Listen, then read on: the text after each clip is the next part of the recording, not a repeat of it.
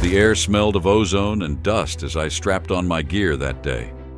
It had taken 20 years of climbing poles and wrestling with high-voltage wires to dull a fear that always came along with the job.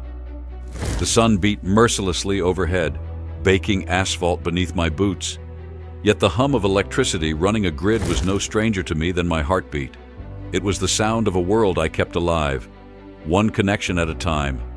I'd seen it all: burnt transformers, sparking lines, weathered poles bent from storms. No job had ever bested me, not yet. I took pride in that. Still, if I am to be honest, I'd gotten comfortable, complacent. And though cutting corners wasn't something to be proud of, when you've been at it this long and nothing has gone wrong, you start to believe you're untouchable. Turns out, that was the real danger. The call came in just after noon. A transformer had blown, leaving half the town in the dark. It wasn't the first time, and I figured it wouldn't be the last. I climbed into my truck, already running through the checklist in my head. The repairs were straightforward, the kind of job I could do with my eyes closed. When I got to the pole, it stood high and weathered against a bluing sky. Wires hung loose, sparking off residual energy. I could hear the faint hissing of sparks against the wood. A few gawkers had assembled at the edge of the road to watch me work. I didn't pay any attention to them. I tightened my gloves, adjusted my harness, and went through the motions of safety checks. I'd done this 1,000 times before. I killed the circuit, or so I thought, and began my climb. The tools on my belt clanked with every step, their weight a reassuring reminder of my experience. 20 years on the job, I thought, and still going strong. When I reached the top, I scanned the damage. A single line had snapped free and was swaying dangerously close to the live circuit. I muttered under my breath, "Nothing I haven't seen before." I reached out. The jolt hit me before I even realized my mistake. It was like a sledgehammer to the chest, like 100 wasps stinging all at once but from the inside. My muscles locked up, seizing with the power of the current coursing through me.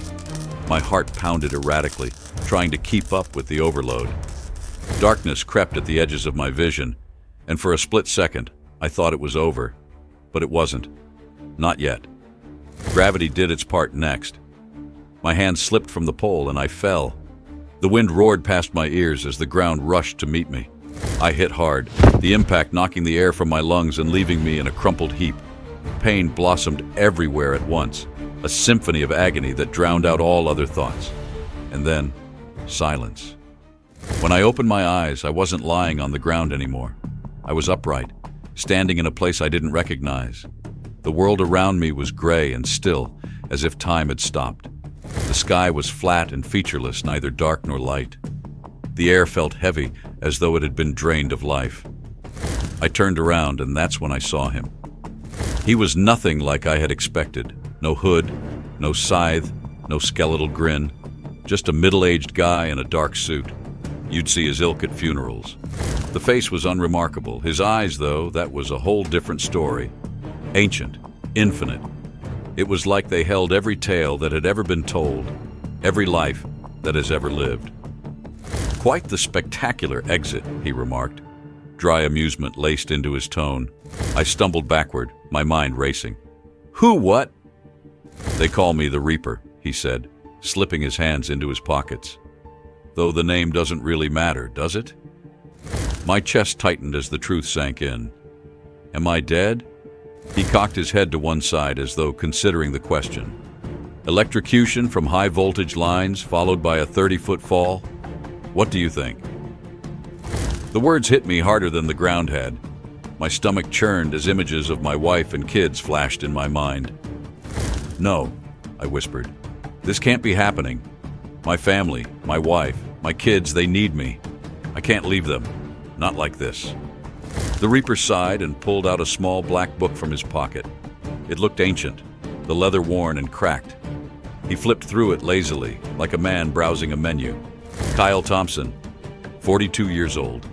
Cause of death, human error and overconfidence. That about right? I dropped to my knees, the weight of his words crushing me. "It was a mistake," I begged. "I thought I'd killed the power. I didn't mean for this to happen." He snapped the book shut. Mistakes, he said with ice in his voice. They always seem so harmless, until they're not. Panic clawed at my chest. I wasn't ready for this. There was so much left undone. My daughter's soccer games, the anniversary dinner I'd promised my wife, the unfinished deck in the backyard, all gone in a flash. Please, I pleaded, tears streaming down my face. There has a way to fix this. A second chance. Something.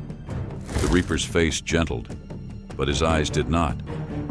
You humans and your second chances, he whispered, always waiting until it's too late to appreciate what you have. He moved closer, and the chill in the air around him deepened. Here's the thing, Kyle. There are no do-overs, no take-backs. Your time is up. You made your choices, and this is where they led. I fisted my hands, desperation turning to anger. That's not fair. I was just doing my job. He cocked an eyebrow. And your job came with risks. Risks you knew, risks you ignored. Don't mistake regret for injustice. I wanted to argue, fight, but deep inside I knew he was right. The skipped safety checks, the cut corners, they'd all been leading up to this. My pride had cost me everything. The Reaper reached out and brushed a hand against my shoulder. The gray world around me started to crumble at its edges and dissolve into darkness. And I was slipping away, feeling the cold into my very bones. But just before everything disappeared, he spoke again. His voice was quiet, almost kind. Let this be a lesson for the ones you leave behind. Life is fragile, Kyle. Every choice matters. Maybe they'll learn from your mistakes, even if you didn't. When the darkness finally claimed me, it wasn't an end. It was a memory, a loop of my final moments, playing over and over in my head. The hissing of the live wire, the jolt of electricity, the weightless fall, the faces of my family flashing before my eyes. My wife received the call later that evening. She let the phone drop, and her knees buckled at the news. My children cried when they were told. Their young minds could not comprehend why their dad, their invincible hero, was gone. During the funeral, the pastor preached about God's plan and how fragile life is. I couldn't help but think of what the Reaper said. Every choice matters. So, this is how I died. Not in a blaze of glory or some grand sacrifice, but from a moment of carelessness. I was too confident, too sure of myself to even think that anything could go wrong. But life doesn't really care about confidence.